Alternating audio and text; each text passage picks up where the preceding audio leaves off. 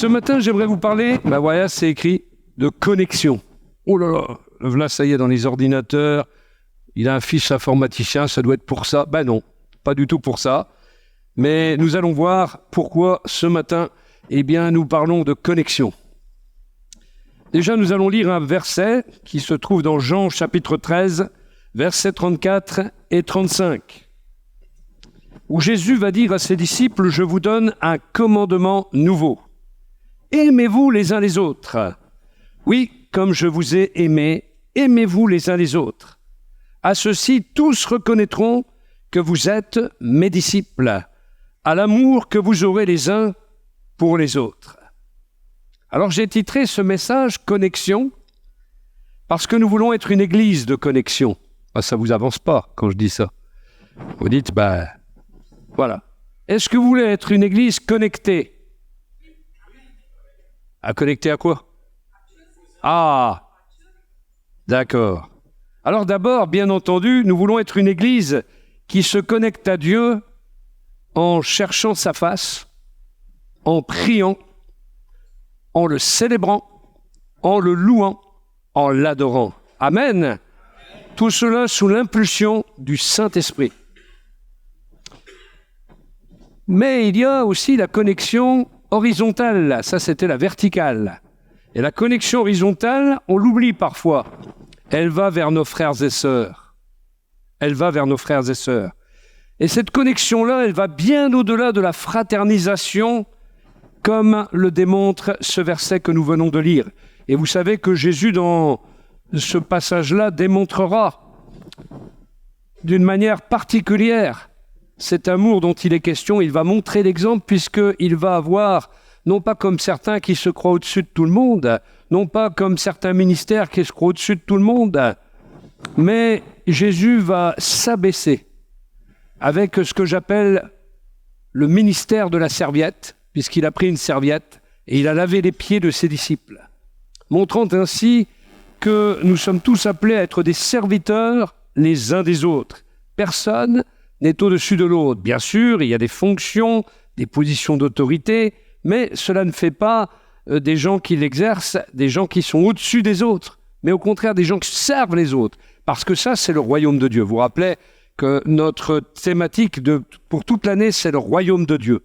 Et dans le royaume de Dieu, tout est à l'inverse de ce monde. Dans ce monde, il est dit que les tyrans, ils ont le pouvoir sur les autres, ils exercent même une tyrannie sur les autres, ils exercent leur pouvoir.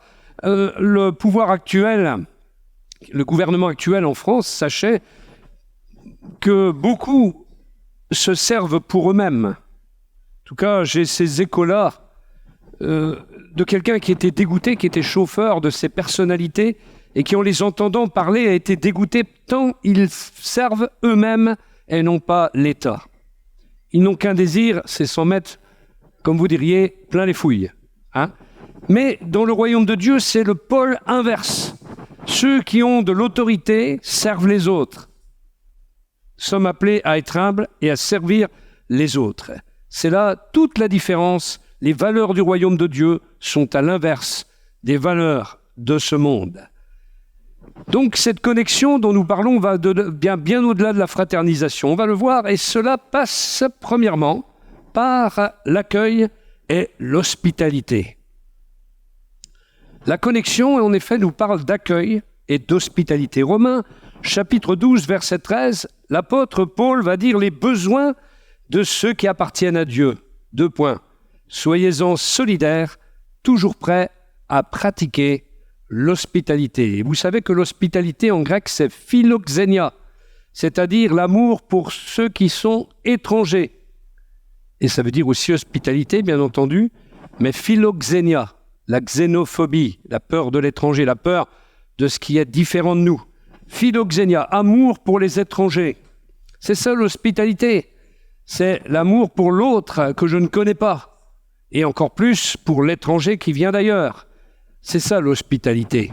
Alors nous devons nous faire bon accueil les uns les autres. Cela veut dire en fait hospitalité, philoxénia, que nous devons nous réserver un bon accueil. Et un bon accueil à ceux qui sont nos visiteurs et même à ceux qui sont étrangers au pays que nous habitons.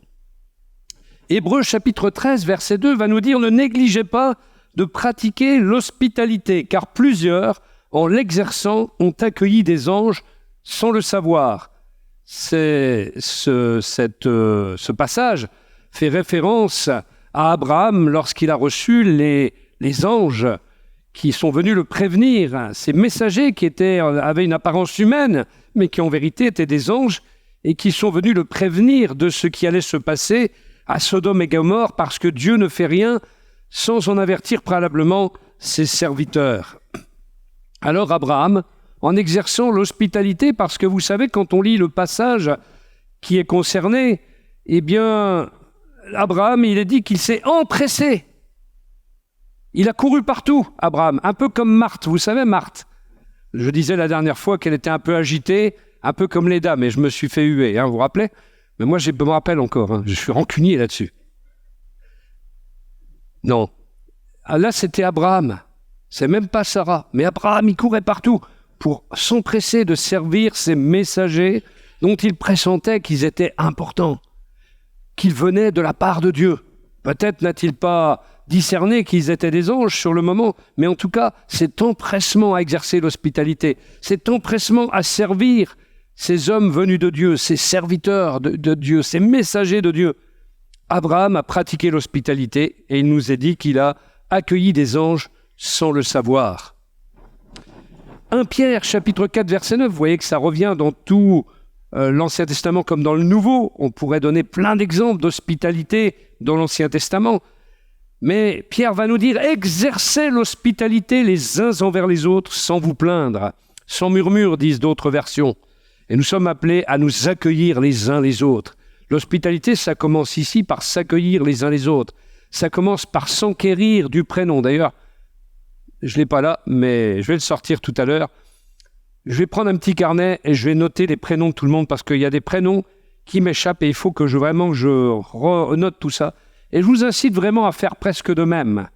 Parce que ce n'est pas réservé aux pasteurs, l'hospitalité. Exercer l'hospitalité les uns envers les autres.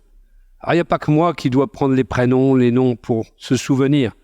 Mais nous devons nous souvenir du prénom de nos frères et sœurs. C'est un minimum vital, n'est-ce pas? Prenez votre temps, évidemment. La mémoire nous joue des tours des fois, mais faisons cet effort. Parfois, il n'est même pas fait. Et c'est dommage de ne pas faire cet effort, parce que nous avons besoin de nous appeler les uns et les autres par notre prénom. Nous sommes une église accueillante, mais intensifions. Il ne faut pas encore se reposer sur ses lauriers à ce niveau-là, mais il faut viser toujours plus l'excellence, pour que ceux qui nous rejoignent soient tellement bien accueillis qu'ils réalisent que tout cela vient de Dieu, que tout cela vient de cœurs qui sont changés. Alors on a encore besoin d'être changés, transformés constamment par le Seigneur et d'avoir cet esprit d'accueil, cet esprit d'hospitalité et de nous accueillir mutuellement de la meilleure façon qui soit. Amen. Vous savez, dans un hôtel, quand vous êtes bien accueilli ou dans un lieu public, un service public, vous êtes content. Il y a un sourire qui se dessine sur votre visage. Si vous êtes mal accueilli, forcément, eh bien, vous allez sortir un peu frustré. Mais là où on est bien accueilli, où le service est personnalisé en quelque sorte, eh bien, on est très bien, on se sent bien. Il y a des endroits où on aime aller parce qu'on est bien accueilli. Eh bien, il en va de même dans l'Église, ça doit être le lieu où il y a le meilleur accueil, où on vise l'excellence, parce qu'avec le Seigneur, c'est l'excellence. Vous savez ce que ça veut dire, l'excellence, hein? C'est ce qui est le plus haut. C'est ce qui est le plus haut degré. C'est le meilleur niveau. L'amour des croyants, les uns pour les autres, c'est le petit A suivant. C'est le petit B, donc. L'amour des croyants, les uns pour les autres, n'est pas facultatif, ce n'est pas une option, mais c'est crucial, c'est vital. Il nous faut avoir cette vision de la connexion, cet ADN d'une Église qui reste accueillante, car c'est la caractéristique des gens remplis du Saint-Esprit, puisque le fruit de l'Esprit, c'est l'amour. Et cet amour découle de l'amour de Dieu pour chacun de nous. Combien il est bon quand on entend qu'une personne a eu envie d'aller à l'église à cause du bon accueil qu'on lui a réservé. Récemment, j'ai entendu cela. Des personnes sont venues et nous ont dit « Oh, on est tellement bien accueillis qu'on a envie de revenir. » Alors gardons ça parce que c'est une richesse. Gardons ça parce que c'est une dimension extraordinaire de l'amour de Dieu et de ce que doit être l'Église. C'est formidable d'être bien accueilli. Imaginez qu'on mette quelqu'un à la porte et puis qu'il fasse une tête de 6 pieds de long. Moi, le premier, je m'en vais. Je m'en vais, je me sauve en courant. Alors, heureusement, nous avons des gens avec le sourire, des gens qui, remplis de l'Esprit de Dieu, ont à cœur d'accueillir. Nous avons même un petit service d'accueil. Un jour, un frère qui n'est plus de ce monde, qui est rejoint le Seigneur, m'a dit, je le dérangeais, en plus, je ne savais pas qu'il était endormi. Je l'ai dérangé, il était encore tôt, mais vous savez, les personnes d'un certain âge et en plus malades vont coucher un peu plus tôt que nous. Mais il y avait la joie. Il y avait la joie, malgré tout, c'est extraordinaire, parce que c'est un frère. Et d'être frère, ça change la donne. Évidemment, si on vous appelle pour les panneaux photovoltaïques à 9h du soir, vous n'avez pas tellement envie de répondre. Mais quand c'est un frère, une sœur qui vous téléphone, vous avez envie de répondre. Et c'était le cas. Et je me souviendrai toujours de ce que m'a dit ce frère après. Quand je lui ai dit, mais je vous ai un peu dérangé, et il m'a dit, tu es de la famille. C'est extraordinaire ça. Tu es de la famille. Et nous sommes les uns les autres de la même famille, on va le voir. 1 Jean chapitre 4, versets 9 à 11. Voici comment Dieu a démontré qu'il nous aime. Il a envoyé son Fils unique dans le monde pour que par lui, nous ayons la vie. Voici en quoi consiste l'amour. Ce n'est pas nous qui avons aimé Dieu, mais c'est lui qui nous a aimés. Aussi a-t-il envoyé son Fils pour apaiser par son sacrifice pour nos péchés sa colère contre nous.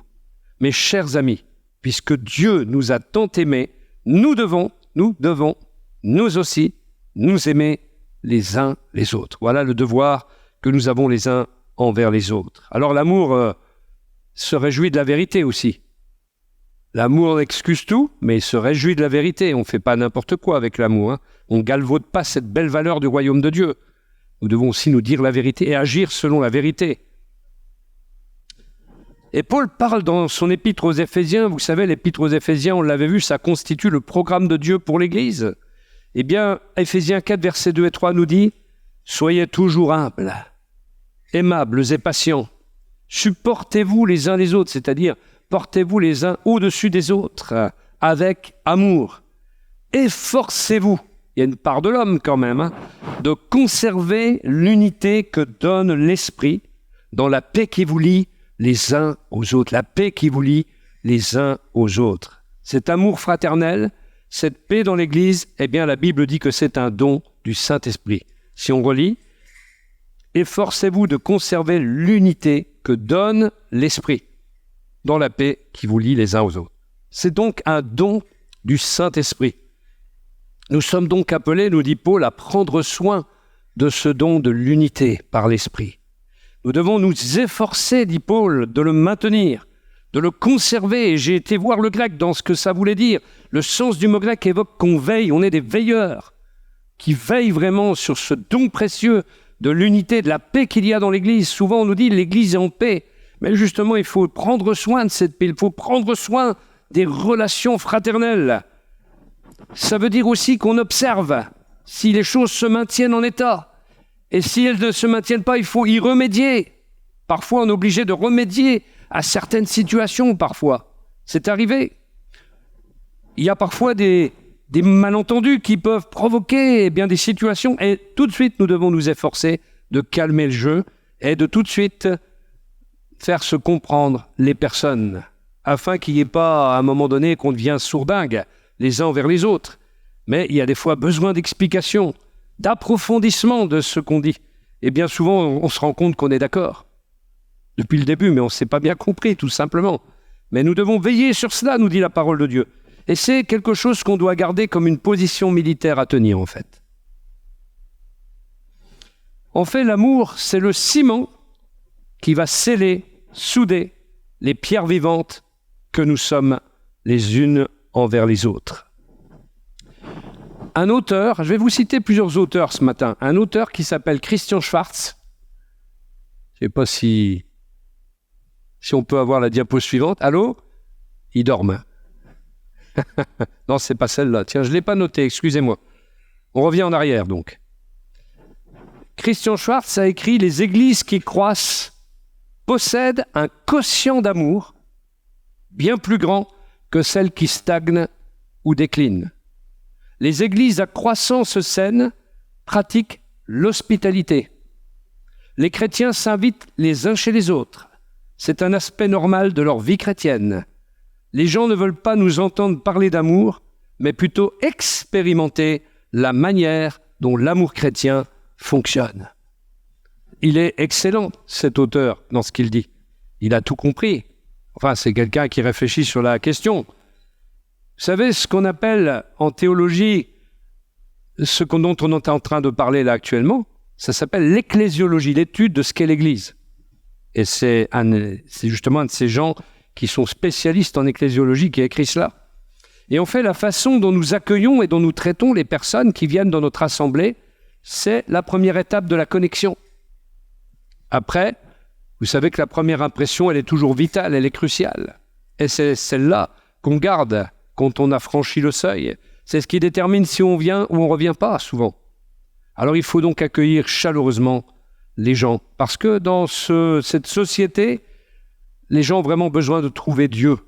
Et ils ont besoin de trouver des croyants remplis de l'esprit, des croyants remplis de l'amour de Dieu, des croyants qui vont les aider à s'équilibrer, parce que tout est déséquilibré, tout chavire, tout chancelle, la terre chancelle comme un homme ivre, le péché a atteint des sommets. L'iniquité est déjà à son comble actuellement. Il y a des gens qui couchent avec des animaux aujourd'hui. On en est là, on est comme à Canaan. J'entends fréquemment des choses comme cela. J'ai entendu une chose innommable qui s'est passée dans un magasin. Certains ont peut-être vu dans l'Ardennais qu'il y avait un serpent, mais ça c'est rien ça. Un serpent qui... Mais il s'est passé des choses dans les magasins. Si vous saviez ce que les vendeuses ou les vendeurs dans les magasins voient, dans les magasins de vêtements, dans les cabines d'essayage, des choses abominables qui se passent. Je ne vous en dirai pas plus, mais c'est pour vous dire combien nous avons atteint des sommets dans l'iniquité.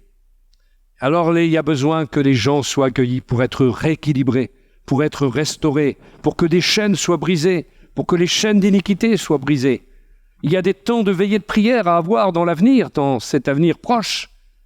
Il va falloir abandonner un peu de notre confort, frères et sœurs, parce que le réveil est là. Il est en train de venir, mais il faut être à la hauteur. Le réveil, c'est nous, c'est pas, il ne va pas venir comme ça, c'est nous le réveil. Dieu nous réveille pour que nous restions réveillés et que nous fassions les choses qu'il y a à faire. Il va falloir rentrer dans le sacrifice, dans la consécration de nos vies, consacrer du temps à la prière, à prier pour les autres, prier pour ceux qui vont franchir le lieu, ce seuil de ce lieu.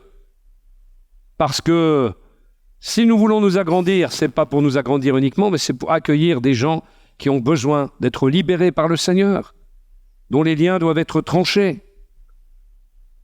Amen. Vous aviez plus l'air d'accord d'un seul coup, non? Ah si, c'est parce que ça vous a un peu scotché, mais bon. Deuxième chose, la connexion est un style de vie. C'était celui de l'Église primitive. Les premiers croyants passaient beaucoup de temps ensemble. Ils se soutenaient, ils priaient, ils s'édifiaient ensemble, ils se servaient mutuellement, ils se rendaient même service. La communion fraternelle ne devrait pas se limiter à quelques sujets de discussion dans le couloir de l'Église, dans le hall de l'Église. Bien que nous on n'en a pas de hall, mais bon. Ou même juste une agape, quand bien même c'est bien l'agape, bien sûr. Mais nous devons nous connecter bien au-delà de tout ça, bien au-delà de tout cela. Il s'agit de vie partagée. Parfois, il faut manger ensemble, parler ensemble. Pourquoi? Parce que notre service, l'évangélisation, l'adoration trouveront leur force et leur intensification dans un contexte de relation, contexte relationnel. Si on n'est pas fort en tant qu'Église au niveau des relations, quelle relation on va établir avec des nouveaux? C'est comme notre santé. Comment voulez-vous courir un 100 mètres avec quelqu'un qui s'entraîne régulièrement si vous n'êtes pas entraîné vous-même? Alors c'est pareil. Relisons Acte 2, verset 42 et suivant. Dès lors, il s'attachait à écouter, il s'agit de l'église de Jérusalem, il s'attachait à écouter assidûment. Quand vous pensez que des fois, simplement parce qu'on a un pied qui ne va pas... Moi, je bénis Dieu. Il y a beaucoup de gens ici qui sont malades et qui viennent aux réunions assidûment. Et ça leur coûte. Et des fois, vous avez des jeunes eh bien, ils ont bien du mal à venir. Hein. Bien du mal. Dès lors, ils s'attachaient, vous verrez quand vous n'aurez plus la santé pour venir, vous le regretterez. Dès lors, ils s'attachaient à écouter assidûment l'enseignement des apôtres, à vivre en communion les uns avec les autres, à rompre le pain et à prier ensemble. Tout le monde était très impressionné, car les apôtres accomplissaient beaucoup de prodiges et de signes miraculeux. Tous les croyants vivaient unis entre eux et partageaient tout ce qu'ils possédaient. Ils vendaient leurs propriétés et leurs biens et répartissaient l'argent entre tous selon les besoins de chacun. Tous les jours, d'un commun accord, ils se retrouvaient dans la cour du temple.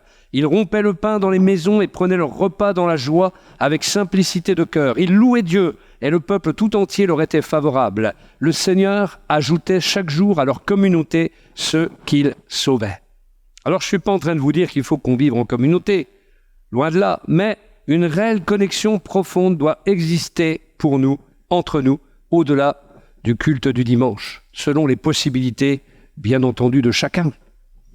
Et ce dont ce texte nous parle, c'est que cette connexion fraternelle, c'était la source de la puissance de Dieu exercée au travers de l'Église. C'est pour ça qu'il y avait des guérisons, des signes, des prodiges. Et quoi ? Le Seigneur ajoutait combien ? À quelle fréquence ? Chaque jour. Est-ce que c'est chaque jour que nous, on a des nouveaux ? Ça fait réfléchir. Donc la croissance de l'Église, elle dépend de quoi ? De la connexion fraternelle. Si on est en bonne santé en tant qu'Église au niveau de nos relations les uns avec les autres, l'Église va s'accroître encore davantage. Ça doit être déjà un peu le cas puisqu'elle s'accroît, mais je pense qu'il faut intensifier tout cela et qu'on se sente bien dans l'Église. Moi, quand je me suis converti, il y avait déjà cette connexion. Je passais énormément de temps avec des frères, des sœurs, on discutait, on priait. Je me souviens, on était allés, alors on avait le droit à l'époque, mais on était allés au lac des Vieilles Forges, on était une dizaine, et on priait autour d'un feu. On ne peut plus faire ça au lac des Vieilles Forges. Mais on avait fait un petit feu, et on priait. Et c'est agréable, n'est-ce pas, de prier autour d'un feu. Surtout le soir, quand ça commence un peu à rafraîchir. Hein. Mais quelle joie de pouvoir prier les uns avec les autres. Le Seigneur, donc, ajoutait à l'Église. Et en fait, atteindre les personnes qui ne fréquentent aucune assemblée commence par une action très simple. Nous connecter aux autres et les accueillir dans notre famille spirituelle. Ça m'amène au troisième point, l'Église est une famille. L'Église est une famille. Le jour où nous naissons de nouveau, c'est une naissance spirituelle, nous naissons dans la famille de Dieu. Pierre va dire, premier épître de Pierre, chapitre 1, verset 3, « Loué soit Dieu, le Père de notre Seigneur Jésus-Christ. Loué soit Dieu, le Père de notre Seigneur Jésus-Christ. Dans son amour sans limite, il a eu compassion de nous et nous a fait naître à une vie nouvelle en nous associant à la résurrection de Jésus-Christ d'entre les morts pour nous donner une espérance vivante. » Cette famille, donc, c'est l'Église. L'Église n'est pas un club. L'Église n'est pas une association. Vous n'allez pas venir jouer au Scrabble tous les samedis, même si c'est une occupation intéressante. Hein, on pourrait le faire parfois. Mais ce que je veux dire, c'est que ce n'est pas un club, ce n'est pas une association, ce n'est même pas une institution, ce n'est pas une entreprise non plus. Mais la connexion les uns aux autres fait de l'Église une famille que Paul appelle la colonne et l'appui de la vérité. Dans 1 Timothée 3, verset 15, il dit que c'est la colonne et l'appui de la vérité. Les membres du corps de Christ sont donc appelés à tisser des liens entre eux. Combien de fois as-tu oublié d'appeler ton frère, ta sœur, par son prénom, ou de l'appeler quand il était malade, quand elle était malade ? Dieu merci, je sais que beaucoup le font. Et j'en entends parler. Faisons-nous des efforts pour nous connaître les uns les autres. Il faut s'efforcer de le faire. L'Église est sur la terre pour propager l'Évangile et pour être le soutien et le fondement sur lesquels on peut bâtir notre vie et nos relations en nous aidant les uns les autres à entrer en contact avec le rocher des siècles, Jésus-Christ, qui est aussi la pierre angulaire de l'Église. Amen. La vie chrétienne, ce n'est pas que la foi, ce n'est pas que l'action, ce sont aussi des relations. Il y en a même qui l'oublient ça parfois. On est dans des programmes d'église effrénés parfois, mais il n'y a pas les relations. Et un jour, ça va se voir. Il peut y avoir des divisions dues au fait qu'il y a eu beaucoup de foi, beaucoup d'actions, mais pas assez de relations. L'Église évoque la connexion, l'appartenance, une communauté, en un mot, une famille, comme cela est montré dans la parole. On a tous entendu ce propos, je suis chrétien, mais je n'ai pas besoin d'une église. Oui, c'est comme vouloir jouer au football à haut niveau, mais vous refusez de faire partie d'une équipe. Vous n'irez pas loin dans le foot, vous serez tout seul. Alors vous pourrez faire goal, vous pourrez faire arrière, vous pourrez faire avant-centre si vous voulez. Vous pourrez aller devant aussi, mais alors vous allez vous épuiser. J'imagine aller de goal jusqu'au bout pour monter et faire un but. Voilà. C'est ridicule, vous l'avez compris, c'est incohérent. Et il est aussi incohérent de dire je suis chrétien, mais je n'ai pas besoin d'une église. C'est comme si aussi je suis fonctionnaire de la mairie, mais j'y vais jamais. Bon, après vous me direz, il y a le télétravail. Mais malgré tout, vous êtes connecté à la mairie. Ou bien quelqu'un me dira, je veux être militaire, moi, mais sans m'engager dans l'armée. C'est exactement ce que ça veut dire quand quelqu'un dit « je suis chrétien, mais je n'ai pas besoin d'une église ». Ou c'est comme si vous disiez « je veux jouer du violoncelle » ou être deuxième violon, premier violon, mais sans appartenir à un orchestre. C'est ridicule. Sans famille, finalement, un chrétien est orphelin, car il n'a pas de soutien dans la prière. Il n'a pas de fondement pour affronter les moments difficiles. Et s'il grandit, il grandit en marge. C'est un marginal, une marginale. En fait, ne pas vouloir appartenir à une église, c'est décider d'être orphelin. Même Jésus a pris soin de sa mère en la confiant à l'apôtre Jean. Et il a pris soin de l'apôtre Jean en le confiant à sa mère. Quelle connexion, Jésus a eu ce soin-là. Lui, il était sur la croix, en train de souffrir, et il a eu ce soin pour Jean et pour sa mère Marie. On va revenir à un autre auteur, c'est là que je vous disais que j'avais un auteur à vous citer, qui s'appelle Larry Crabb. C'est un thérapeute chrétien, grand professionnel, et en même temps spécialiste de pas mal d'affaires d'église. Et il dit « J'ai de fortes raisons de penser que les chrétiens qui restent assis consciencieusement sur les bancs de leur congrégation, pour lesquels aller à l'église signifie accomplir diverses activités spirituelles, ont reçu des ressources qui, si elles étaient exploitées, pourraient guérir efficacement des cœurs brisés, réparer les ravages provoqués par des milieux abusifs, inciter les déprimés à se relever avec courage, pousser les solitaires à sortir de leur coquille, revitaliser les adolescents et les enfants désespérés en leur transmettant une nouvelle et sainte énergie et rendre espoir aux multiples personnes qui se sentent rejetées et inutiles. » Inutile de vous dire que cet homme sait de quoi il parle quand il dit cela. Et combien il est bon de voir le potentiel qu'il décèle dans l'Église pour solutionner, remédier à ces maux de l'humanité. Voilà une vision qui est puissante pour la famille de Dieu. Et le même auteur va dire également « J'espère qu'un jour le peuple de Dieu, les chrétiens ordinaires, régulièrement en contact les uns avec les autres, accompliront la plupart des bonnes choses que nous procurent actuellement les psychologues professionnels. Et ils y parviendront en se connectant les uns aux autres de manière, au pluriel, que seul l'Évangile rend possible. » Il a une bonne vision, cet homme-là. Il a une bonne vision. Et quand nous lisons la vision biblique d'Éphésiens 4, verset 16, tirée de la parole vivante, « Car c'est de la tête que tout le corps tire cohésion et unité.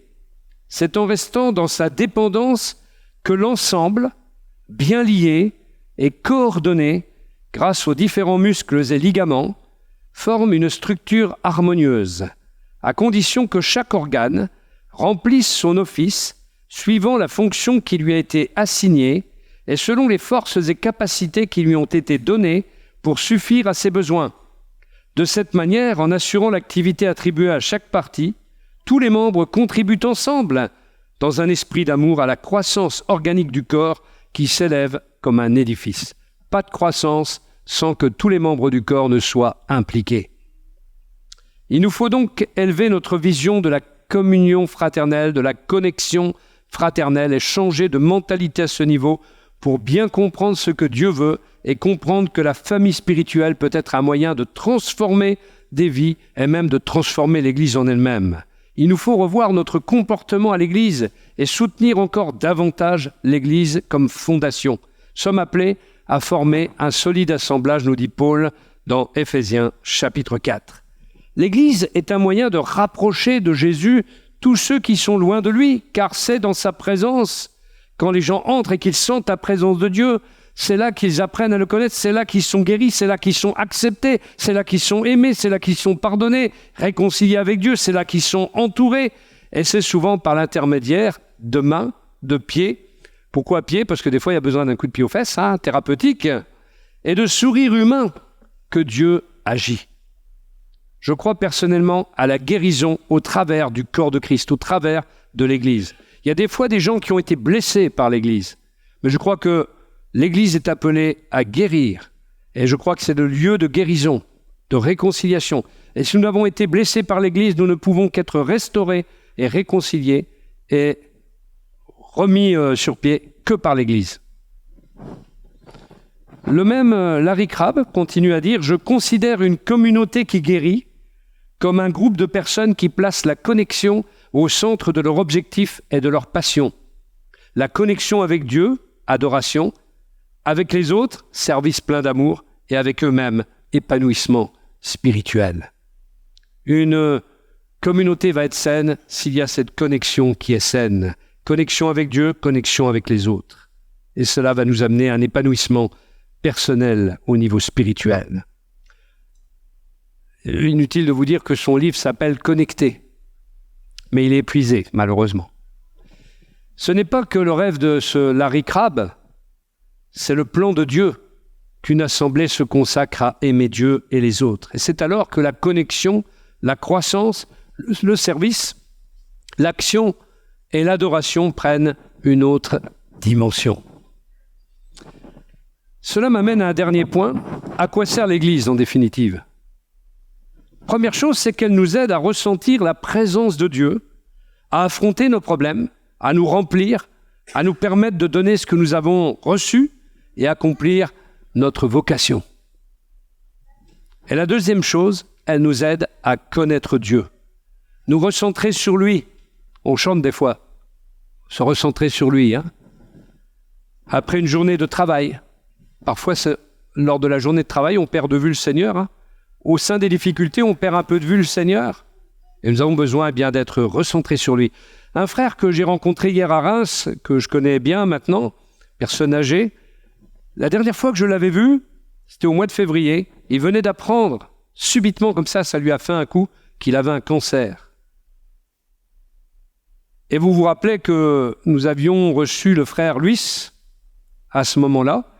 Eh bien, le frère Luis avait dit comme ça, il y a quelqu'un ici qui a un cancer, et le Seigneur lui dit de rester tranquille, de ne pas s'inquiéter, car il va passer dans ce temps-là d'épreuve, et tout va bien se passer. Et ce frère, ça l'a rassuré, savoir que Dieu est au courant de ce qui vous arrive, imaginez.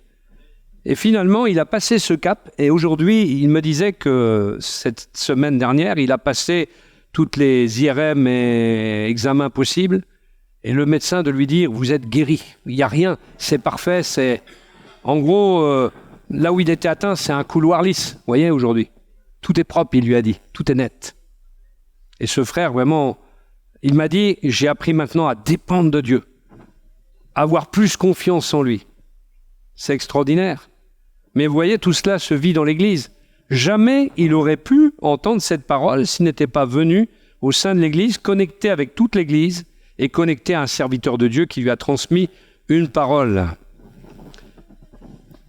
Et oui, parfois on perd de vue le Seigneur, alors il faut nous recentrer sur lui, nous concentrer sur lui. Dieu nous appelle à nous poser, à entrer dans le repos, dans son repos, et à nous tourner vers lui. Et cette expérience s'appelle l'adoration. L'adoration, c'est l'honorer avec un amour, je dirais presque extravagant. Eh oui. Vous pouvez être extravagant quand vous adorez le Seigneur, un peu comme David, qui s'est presque ridiculisé à ses propres yeux, aux yeux de tout le peuple, et surtout aux yeux de sa femme. Ah, les femmes. Je provoque là. Mais nous pouvons l'adorer comment? En étant soumis aussi à lui, en lui obéissant. Et adorer, c'est instaurer une atmosphère qui nous permet, quoi? Eh bien, de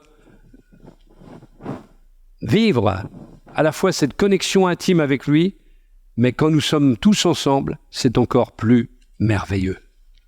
L'adoration a pour but de glorifier et d'adorer Dieu. Quand on se recentre sur lui, quand on se concentre sur lui, notre perspective change par rapport au problème. On ne voit plus les choses de la même façon parce qu'on se polarise alors sur la grandeur de Dieu. On s'émerveille de la grandeur de Dieu et non plus de ce qui nous arrive. Et la musique prend là toute son importance. Les chants que nous chantons peuvent orienter nos cœurs vers lui et nous permettre de concentrer notre attention sur lui. Et ensuite, on passe dans cette dimension où on parle à Dieu. Tu, c'est plus moi, c'est tu. Et ce n'est possible que par un petit cheminement avec quelques étapes. L'Église, à quoi ça sert ? Eh bien, à l'Église, on va y trouver de l'aide au moment critique. 1 Thessaloniciens 5, verset 11, c'est pourquoi encouragez-vous les uns les autres. C'est-à-dire en anglais, ça se traduit « coachez-vous les uns les autres ». Coachez-vous les uns les autres et aidez-vous mutuellement à grandir dans la foi comme vous le faites déjà. On peut avoir dans l'Église un compagnon de croissance, quelqu'un avec qui vous avez des affinités et vous priez ensemble et vous croissez ensemble.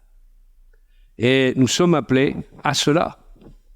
Combien nous pourrions parler ce matin du bienfait de pouvoir élever la voix pour adresser des prières à Dieu en faveur d'un frère, d'une sœur. Combien cela fait du bien à celui ou celle qui se sont ainsi soutenus, compris, d'entendre ces prières en sa faveur. Ne manquons jamais à ce devoir. C'est le prophète Samuel qui disait « Loin de moi la pensée de ne plus prier pour le peuple, pour Saül le roi. Soyons dans les réunions de prière.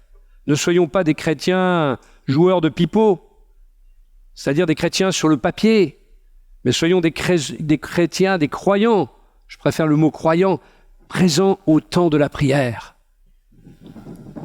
Le nombre de gens présents à la réunion de prière augmente, mais il doit encore augmenter de manière plus soutenue.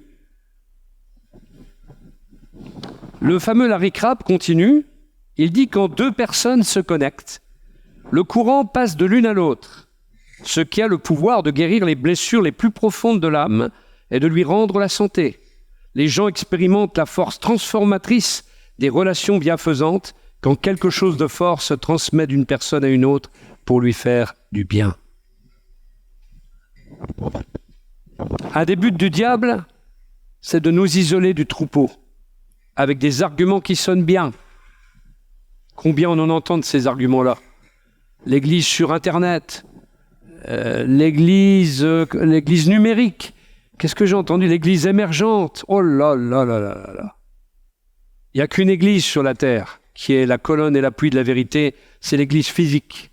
L'église où il y a des hommes avec de la chair, des os, avec leurs qualités, avec leurs défauts, et qui sont ensemble. C'est ça l'église, il n'y a pas d'autre église. Et ce sont des arguments qui sonnent bien. Et souvent, c'est quand nous sommes le plus vulnérables, quand nous sommes le plus faibles, que nous entendons cette voix distordante. Mais en fait, ça n'apporte rien. La personne la plus en paix, la plus épanouie serait une personne qui a compris ce qu'est l'Église, envers et contre tout. 1 Pierre chapitre 3 verset 8 nous dit enfin, visez tous le même but, partagez vos peines, aimez-vous comme des frères et des sœurs, soyez bons, soyez humbles. On ne peut éprouver de la compassion que si on est présent parmi les frères et les sœurs. Comment avoir compassion de celui que je ne vois pas ? Ce sera un registre d'émotions. Parce qu'avoir compassion de celui qui est souvent de mauvaise humeur, celui qui a peut-être une tête qui ne vous revient pas, c'est plus difficile, mais pour ça, il faut être avec lui, avec elle. Donc voilà, il faut être présent, physiquement. Dans l'Église, on peut croître, on peut mûrir, on peut aller jusqu'à la maturité, mûrir dans la foi, être enseigné aussi, de façon à pouvoir enseigner les autres à notre tour. L'Église met la parole de Dieu à l'honneur, elle est centrale dans nos réunions. Et cette parole incite les croyants à croire et à augmenter leur connaissance de Dieu, favoriser aussi les relations dans l'amour de Christ. La présence dans l'Église aide à clarifier les valeurs du royaume de Dieu dans notre cœur et à développer notre personnalité. On devient de plus en plus épanoui. On apprend à vaincre la timidité, beaucoup plus que si nous étions dans une autre instance. Cette vie-là, elle doit être vécue On ne peut pas se contenter d'en parler ou bien tenter de la vivre virtuellement. Vivre dans un monde virtuel, c'est inventer une vie, c'est s'inventer une vie. L'Église est le lieu aussi du service. L'Église est le lieu où on donne en servant Dieu, en partageant ses talents.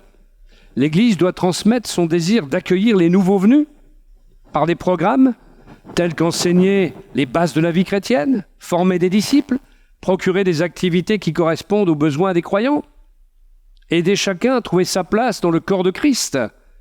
Nous ne visons pas seulement la conversion des âmes perdues, mais que chacun devienne des disciples. Il est dit, faites des disciples de toutes les nations, enseignez-leur à faire ce que je vous ai prescrit. C'est pas un petit programme, hein. Et cela nous amène à une conclusion qui est bien, je dirais, juive.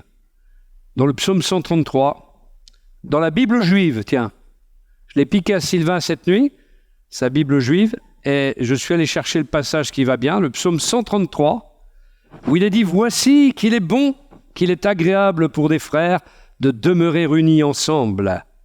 C'est comme l'huile excellente répandue sur la tête qui coule sur la barbe d'Aaron, sur le bord de ses vêtements. C'est comme la rosée de l'Hermon qui descend sur les montagnes de Sion, car c'est là que Yahweh a ordonné la bénédiction et la vie pour toujours. » Dans la communion fraternelle, dans la connexion, eh bien, qu'est-ce qui se passe? Déjà, c'est agréable, nous dit la parole de Dieu. C'est bon, c'est agréable d'être unis ensemble. Et ensuite, il nous est parlé de l'huile excellente répandue sur la tête du sacrificateur. Et que dit la Bible? C'est que nous sommes tous des sacrificateurs. Alors, en tant que sacrificateurs, nous recevons l'onction, l'huile d'onction, le Saint-Esprit sur nous. Alors, quand le rassemblement des croyants est là, le Saint-Esprit vient et répand sur nos têtes son onction. Et la Bible dit, c'est comme la rosée de l'Hermon, là où il y a un peu de neige sur le mont Hermon, eh bien de la rosée aussi, quelque chose qui nous rappelle la fraîcheur, le rafraîchissement spirituel. Eh bien dans l'Église, c'est un lieu de rafraîchissement. Et enfin, conclusion, c'est là que Yahweh a ordonné la bénédiction et la vie. Pour être béni, il faut faire partie du corps de Christ. Là où nous sommes, quelle que soit l'Église, qui, bien sûr, centrée sur la parole de Dieu, quelle que soit l'Église, il y a la bénédiction, il y a la vie, pour toujours, nous dit la parole de Dieu. Et ce toujours, pourquoi il est là? Parce que cette connexion que nous vivons sur la terre se prolongera dans le ciel lors du retour du Seigneur. Et nous vivrons tous ensemble, cette fois-ci, eh bien, dans le ciel de gloire que le Seigneur est parti nous préparer. Et nous serons pour toujours avec lui, et nous aurons des demeures aussi dans les cieux, mais en tout cas, nous serons tous ensemble, nous, peuple de Dieu, dans la grande patrie céleste, où certains déjà nous ont précédés, d'autres iront bientôt peut-être, mais en tout cas, nous les rejoindrons tous, et par quelque moyen que ce soit l'enlèvement de l'Église, ou le passage de mort à trépas, peu importe, en tous les cas, nous sommes appelés à rejoindre cette patrie, et à rester connectés les uns aux autres et toujours connectés avec celui qui est le connecteur, le Seigneur, le grand connecteur de tous, l'Esprit de Dieu et en même temps le Père et le Fils, toute la Trinité divine présente au ciel. Amen. Ça vous réjouit pas cette espérance? Eh bien c'est la nôtre. C'est la nôtre. Notre espérance, c'est d'être pour toujours avec le Seigneur. Voilà ce que je voulais dire ce matin par connexion, et j'espère que cela vous a, je dirais, conforté dans cette pensée, vous a apporté un renouvellement de cette vision. Gloire à Dieu.